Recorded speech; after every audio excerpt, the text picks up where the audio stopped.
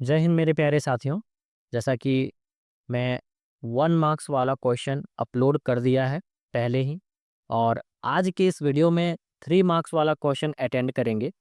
तो जितने भी विद्यार्थी पहले तैयारी नहीं किए हैं वो अभी भी कर सकते हैं।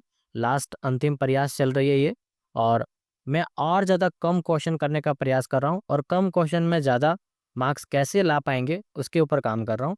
तो मैं आपके साथ हूँ एग्ज़ाम तक, टेंशन लेना नहीं है। फिलहाल 3 मार्क्स वाला क्वेश्चन देखते हैं फटाफट से। तो इसमें 17 से 18 क्वेश्चन टोटल है। अगर आप 17 से 18 क्वेश्चन बढ़िया तरीके से 3 मार्क्स वाला अटेंड ये कर लेते हो जो मैं अभी बताने वाला हूँ, तो आप मान के चलिए कि आपका जो 8 क्वेश्चन पूछा जाता है उनमें से 6 क्वेश्चन आपको बनाना होता है 3 मार्क्स वाला, तो आप वो अटेंड कर पाएंगे यदि आप इतना क्वेश्चन कर लेते हैं। तो चलिए फटाफट से हम लोग देखते हैं क्वेश्चन क्या है। तो सबसे पहले आप देखेंगे ध्यान से, चैप्टर नंबर 1 के अंतर्गत जो क्वेश्चन निकल के आया है वो है what is data types, how many types of data types explain. इस क्वेश्चन का आंसर मैंने असाइनमेंट में करवा दिया है, आप देख लीजिएगा अच्छी तरीके से। इसके बाद what is array, how many types of array explain, ये भी क्वेश्चन आपको देख लेना है। साथ ही साथ एरे का एक प्रोग्राम आप ज़रूर देख लेना, ताकि एग्जाम्पल में यदि लिखने के लिए बोला जाए तो आप लिख पाएँ।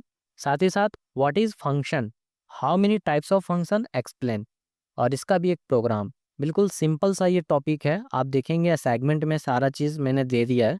आप अच्छी तरीके से इस पोर्शन को आप कर लेना चैप्टर नंबर 1 का, ठीक है। बाकी यहाँ पे बहुत सारे न्यूमेरिकल भी हैं जो कि मैं बोर्ड के ऊपर बताऊंगा, और थ्योरी जो है वो यहीं पे मैंने लिख दिया है। हालांकि इसका आंसर मैंने नहीं लिखा है, आप कर लेना है असाइनमेंट से। और असाइनमेंट भी जो आप सभी लोगों को दिया गया है उसमें भी बहुत ज़्यादा क्वेश्चन नहीं है। आप चैप्टर वाइज देखेंगे तो हर एक चैप्टर से 1-2 क्वेश्चन मैंने निकाल के दिया है, ज़्यादा क्वेश्चन दिया नहीं हो। आप पूरा पढ़ने का प्रयास करेंगे, लास्ट में यदि आपसे नहीं हो पा रहा है तो कम से कम इतना ज़रूर कर लेना। चलिए चैप्टर नंबर 2 की तरफ बढ़ें, तो सबसे पहला क्वेश्चन इसके अंतर्गत है what is the difference between object oriented and procedural programming. Object oriented programming और प्रोसीड्यूरल प्रोग्रामिंग में अंतर। और देखिए इतना आपको अंतर लिखने की जरूरत नहीं है, मैंने यहाँ पे बहुत सारा पॉइंट लिखा है। ये 3 मार्क्स में पूछा जाएगा तो 3-3 पॉइंट देना काफ़ी रहेगा। जैसे the short name of object oriented programming is OOP, the C++ language is known as OOP, the main feature of loop sorry the main function of OOP is an object. बस 3 point आप डालिए और इसका भी 3 point डाल दीजिए। The short name of procedural programming is PPP, the C language is known as PPP, the main feature of PPP is function. तो ये 3-3 पॉइंट अगर दिए आप डाल देते तो काफ़ी है। मैंने इतना लिख क्यों दिया है, ताकि ऑब्जेक्टिव वगैरह भी बाय द वे आपका यहाँ से आए तो आपका अटेंड हो जाए, इसीलिए कुछ पॉइंट्स को यहाँ पे मैंने और बढ़ा के लिख दिया है, क्योंकि ऑब्जेक्टिव क्वेश्चन आता है ना। बाकी 3 मार्क्स के लिए 3-3 लाइन लिख देना काफ़ी रहेगा। चलिए नेक्स्ट देखिए, सेकंड चैप्टर में आप देखेंगे तो एक ही क्वेश्चन मैंने निकाला है। आप देखिए चैप्टर नंबर 2 है कॉन्सेप्ट ऑफ OOP, यहाँ से मैंने बस एक ही क्वेश्चन निकाला है। अब देखिए आ गया फंक्शन ओवरलोडिंग चैप्टर नंबर 3, और चैप्टर नंबर 3 से भी एक ही क्वेश्चन है। जैसे व्हाट इज पोलीमोर्फिज्म, या फिर तो पूछा जा सकता है व्हाट इज फंक्शन ओवरलोडिंग, कुछ भी पूछ दे, व्हाट इज पोलीमोर्फिज्म या फिर तो व्हाट इज फंक्शन ओवरलोडिंग, दोनों का एक ही फंडा रहेगा। सिर्फ आप थोड़ा-थोड़ा इसका डेफिनेशन चेंज कर देना, बाकी एग्ज़ाम्पल वही रहेगा। जैसे the ability for a message to will display in more than one form is known as polymorphism, it is also known as function overloading. देखिए इसको फंक्शन ओवरलोडिंग भी बोलते हैं। अब यहाँ पे देखिए लिख भी दिए हैं what is function overloading, give example. Question इस तरीके से पूछा जा सकता है what is function overloading, give example, या फिर तो what is polymorphism, give example of polymorphism, ऐसा भी पूछ सकता है। यदि आपको फंक्शन ओवरलोडिंग पूछता है तो वहाँ पे आप डेफिनेशन इसको दीजिएगा, function having same name but different parameter is known as function overloading. इसके बाद the function overloading not to overloaded function having same parameter.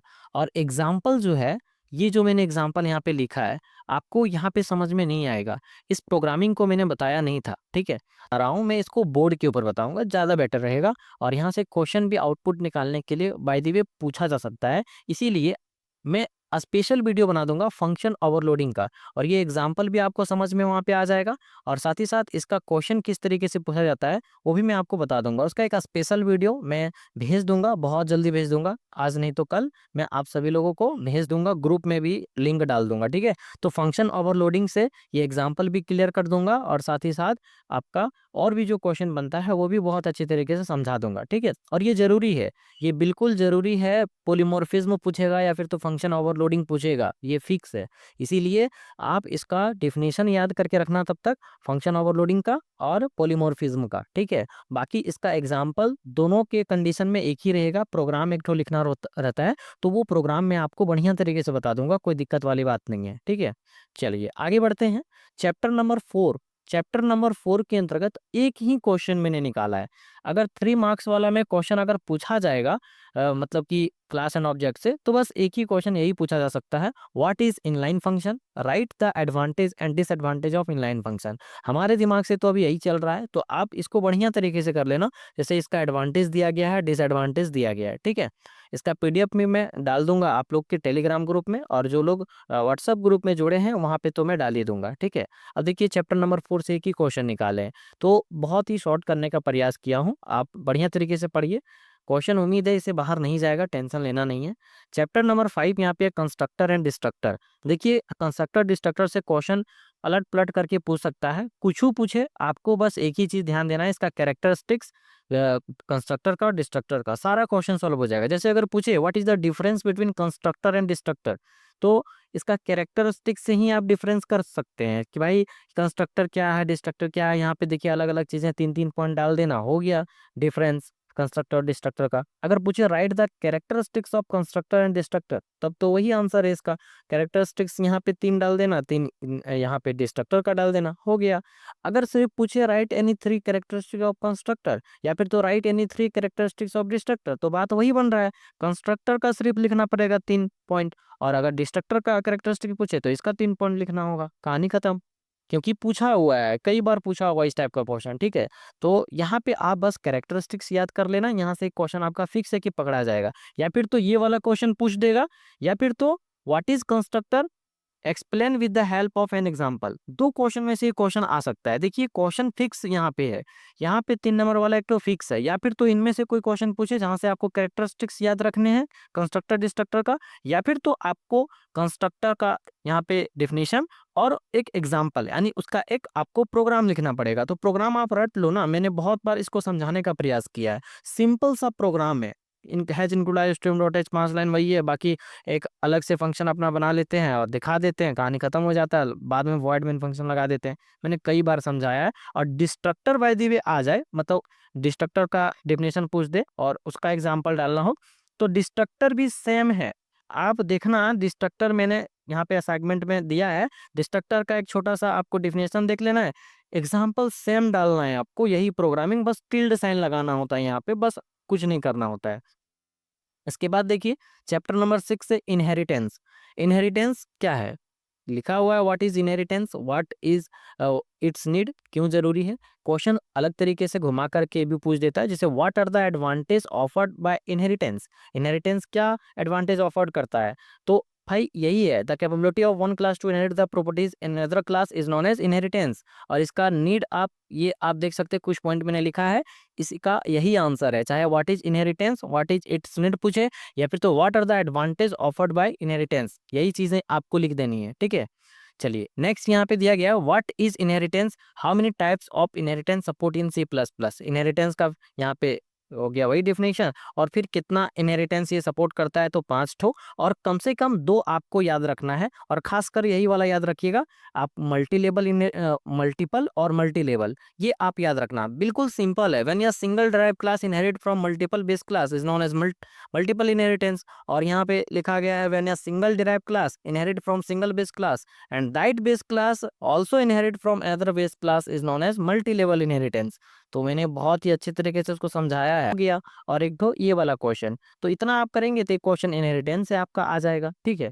इसके बाद देखिए नेक्स्ट यहाँ पे दिया गया है, फर्स्ट यूनिट से आपको इतना देखना था, अब सीधे यूनिट 2 से क्या क्वेश्चन देखना है, देखिए right the operation of data structure. बस डेटा स्ट्रक्चर का ऑपरेशन याद रखिए, insertion deletion searching sorting merging, एक एक लाइन का है, आप बढ़िया तरीके से देख लीजिए। देखिए यहाँ पे एक क्वेश्चन है बनाने वाला, solve the given postfix notation by stack format. इस टाइप का मैंने बनाने के लिए सिखाया था, हालांकि मैं बता दूंगा स्पेशल मैं आप सभी लोगों को वीडियो में बता दूंगा कि ये कैसे बनता है। इस टाइप का क्वेश्चन बहुत ईजी है बनाना, 3 मार्क्स में आएगा भाई, आराम से आप इसको सॉल्व करके कर लोगे। या फिर तो आपको ये वाला डेफिनेशन पूछ दे, या फिर तो ये बनाने वाला दे दे, या फिर तो एक और क्वेश्चन का चांसेस बनता है, जैसे obtain postfix notation for the following infix notation manually. देखिए इनफिक्स में है, आपको पोस्टफिक्स करने बोल रहा है, लेकिन जरूरी नहीं है कि भाई इनफिक्स में रहेगा पोस्टफिक्स करने बोलेगा। हो सकता है इनफिक्स में है, आपको करने के लिए बोल दे प्रीफिक्स में, या फिर तो प्रीफिक्स में है पोस्टफिक्स में करने बोल दे, या पोस्टफिक्स में है तो इनफिक्स करने बोल दे।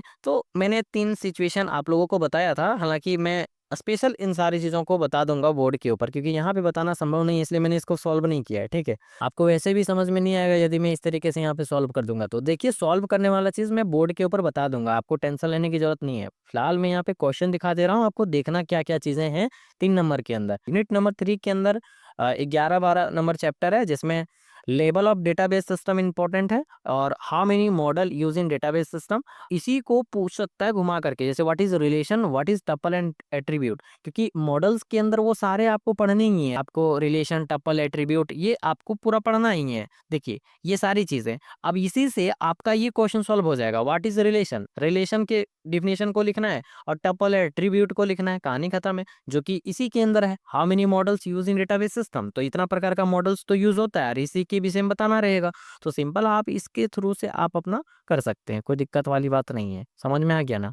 नेक्स्ट देखिए यूनिट नंबर सीधे 4 है, और 4 यूनिट से देखिए यहाँ पे है प्रिपेयर या ट्रूथ टेबल एक तो, और एक ड्रॉ या लॉजिक सर्किट डायग्राम। बस भाई काफी है।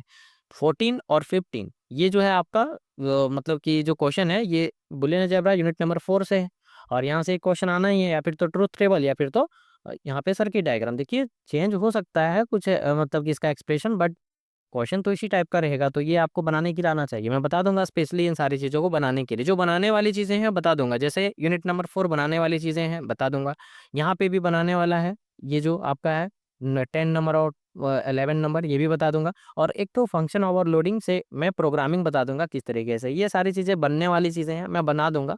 ये पीडीएफ मैं आपको भेज रहा हूँ। साथ ही साथ इसमें मैंने यूनिट नंबर 5 का डेटा कुछ इनरोल नहीं किया है, जो किया है इंटरनेट, यानी कि आपका कम्युनिकेशन नेटवर्किंग है, वहाँ से क्वेश्चन किस तरीके से पूछेगा वो, मतलब कि आपको जो मैंने दिया है नोट्स छोटा सा 2 पेज का, बस उतना आप पढ़ लीजिएगा, क्योंकि क्वेश्चन आपका अलग अलग जगह से आ जाता है, छोटा छोटा पॉइंट भी मिला करके पूछ दिया जाता है, या फिर तो लैन वैन फैन ये हर बार पूछता है, तो लैन पैन वैन के बारे में जान लेना, नेटवर्क जो है आपका। और ये पिछला बार पूछा है तो शायद इस बार ना पूछे, इसीलिए मैंने यहाँ पे इंपॉर्टेंट नहीं किया है। तो देखिए टोटल आपको पता है इसके अंदर 8 क्वेश्चन आता है, जिसमें से आपका यहाँ से तो 8 नहीं मिलेगा, क्योंकि एक तो हो सकता है इंटरनेट से रहेगा, कई बार नहीं भी रहता है। ठीक है, इंटरनेट से अगर 5 नंबर वाला क्वेश्चन पूछता है ना, तो कई बार 3 नंबर वाला में क्वेश्चन देता नहीं है, कई बार ऐसा हुआ है। ठीक है, तो 3 नंबर वाला में अगर पूछ भी दे इंटरनेट से तो आप ऑप्शनल मान के चलिए, अगर नहीं जानेंगे तो वही ऑप्शनल मान के चलिए, क्योंकि अगर आपको वो 2 पेज वाला पीडीएफ जो दिया गया अगर आप उतना कर लेते हैं तो आप अटेंड कर सकते हैं यहाँ से, ये जो आपका इंटरनेट से क्वेश्चन रहेगा। बाकी अगर नहीं अटेंड हो पाता है तो कम से कम इधर आपका 7 क्वेश्चन फिक्स है, यहाँ से आ जाएगा। ठीक है, बाकी आप इतना कम से कम पहले तैयारी करिए, और इतना अगर हो जाता है तो असाइनमेंट पढ़िए जो मैंने दिया है। असाइनमेंट में भी बहुत ज़्यादा क्वेश्चन नहीं है, उसी से मैंने इसको निकाल करके अभी आपको यहाँ पे पेश किया है। ठीक है, तो आप बढ़िया तरीके से तैयारी करिए। ऑल द बेस्ट आपके एग्जाम के लिए। 5 मार्क्स वाला भी जल्द ही क्वेश्चन ला रहा हूँ, टेंशन लेने की जरूरत नहीं है। ठीक है, पहले इसका जो कैलकुलेशन वाला क्वेश्चन है उसको मैं पहले अटेंड करके आपको बता देता हूँ व्हाइट बोर्ड के ऊपर, इसके बाद फिर 5 मार्क्स वाला के ऊपर बात करेंगे नेक्स्ट डे। ठीक है, चलिए, थैंक यू।